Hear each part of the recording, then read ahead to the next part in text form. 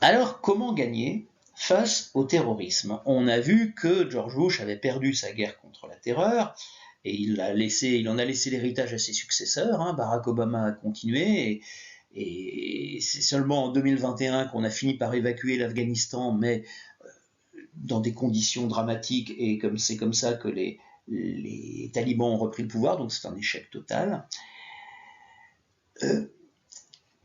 C'est très difficile parce qu'on fait face à un adversaire qui a un projet, c'est l'anéantissement. C'est l'anéantissement de son ennemi. Et donc, face à quelqu'un qui poursuit ce projet, eh bien, il n'a pas beaucoup d'espoir que cet ennemi respecte des règles. Il n'y a pas de règles dans la guerre terroriste. Il n'y a pas de règles parce que le terroriste vise à faire les pires choses qui soient. Donc le terrorisme est fondamentalement un crime de guerre, voire même, il peut même parfois devenir dans certaines conditions un crime contre l'humanité, et ça ne gêne absolument pas le terroriste puisque lui estime que ce qu'il fait réalise un idéal. Il est d'ailleurs dans une logique sacrificielle. Lui, il s'en fiche de la punition, de la sanction, de la menace qu'il peut y avoir. Si on lui dit « Ah, mais si on t'attrape, tu seras en prison toute ta vie », il va répondre « Tant mieux, et même si vous pouviez me tuer, ça serait encore mieux, parce que là, je sais que j'irai au paradis. » Donc, il n'y a pas de règles, et il n'y a donc pas non plus de négociation possible. Parce que dans les réseaux, dans ces organisations réticulaires, c'est l'adjectif qui veut dire organisé en réseau, dans les réseaux terroristes, si on suit la logique réticulaire des nébuleuses terroristes, eh bien, ce sont des organisations totalement insaisissables. Il n'y a pas de chef. Ou du moins, si on arrête un chef, on sait qu'un autre va lui succéder. C'est ce qui est arrivé lorsque on a abattu Ben Laden en 2011. Ça n'a pas empêché Al-Qaïda de continuer à fonctionner. Et si on négocie avec un chef, et si jamais il accepte cette négociation et qu'il s'y plie, ça peut arriver, il y a toutes les chances qu'un autre chef va prendre la suite et continuer le combat à sa place. Donc les négociations sont impossibles. Et au bout du compte, comme je le disais, les deux grandes guerres contre le terrorisme, que George Bush appelait la guerre contre la terreur, ont échoué, que ce soit en Irak. L'Irak est devenu aujourd'hui un pays en proie à la guerre civile, où le terrorisme prospère, et l'Afghanistan est dominé par les talibans qui eux-mêmes protégeaient Ben Laden lorsqu'il a organisé les attentats du 11 septembre 2001. En fait, la seule issue, si on veut gagner face au terrorisme, eh bien, c'est de recréer, de restaurer la confiance entre les peuples. Restaurer la confiance entre les peuples, ça peut paraître un peu naïf de dire cela. Et oui, mais le problème, il est là. Le problème, il est là, et on ne réglera pas le problème du terrorisme sans résoudre ce problème-là. Au fond, restaurer la confiance entre les peuples, ça serait un peu abattre ce que Jean-Christophe Ruffin appelle le limès entre l'Empire et les barbares, comme à l'époque des Romains, où le centre se protège de la périphérie en se coupant la périphérie, en se désintéressant de la périphérie, en se contentant de l'exploiter, de l'utiliser à son profit, mais sans s'inquiéter des problèmes qui s'y posent.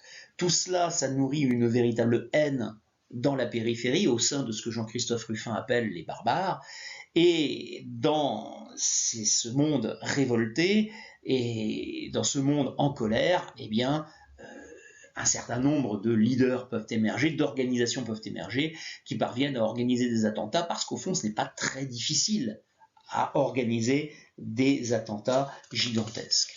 Donc, il faudrait réussir à rompre cette logique de division du monde entre l'Empire et les barbares. Et ça, ce n'est pas facile à faire.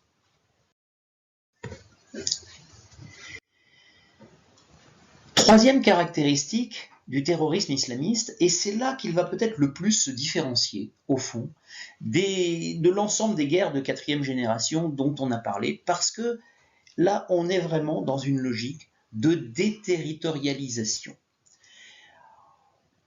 Historiquement, la guerre a toujours été un conflit pour un territoire. Et ce n'est plus le cas avec le terrorisme islamiste.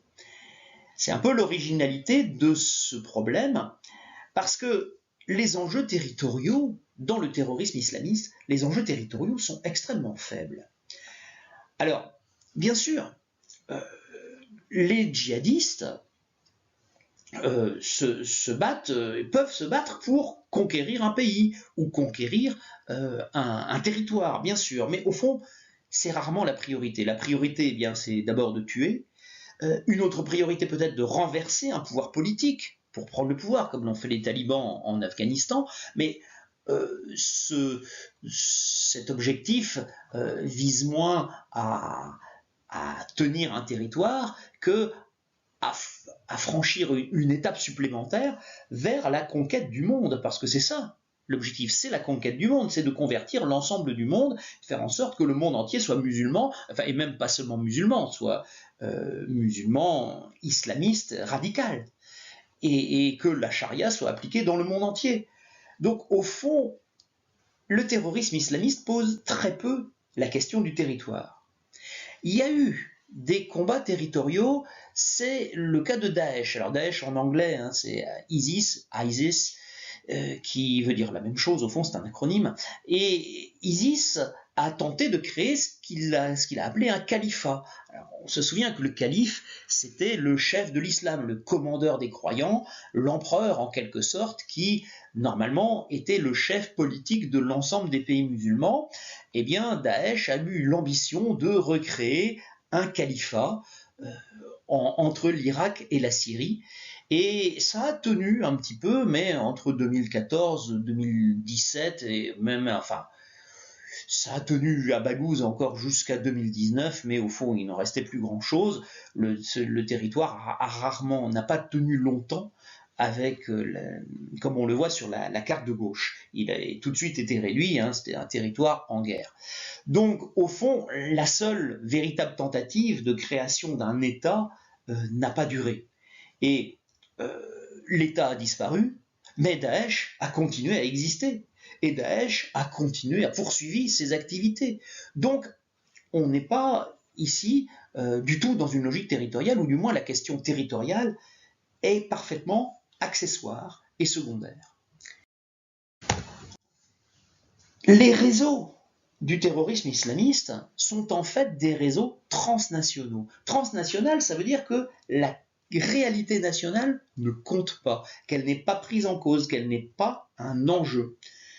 En fait, que ce soit l'idéologie djihadiste, le commandement des organisations djihadistes, l'action des djihadistes, les circuits de financement, la circulation des idées, bref, tout ce que font les djihadistes, ça ne tient pas vraiment compte des frontières. La frontière n'est pas vraiment une question pour eux, la frontière ne les arrête pas, et le terrorisme islamiste est véritablement une réalité transnationale qui ne tient pas compte des frontières. Et c'est donc pour cela qu'on peut dire que c'est un système, que c'est une logique, une dynamique qui est parfaitement adaptée à la mondialisation.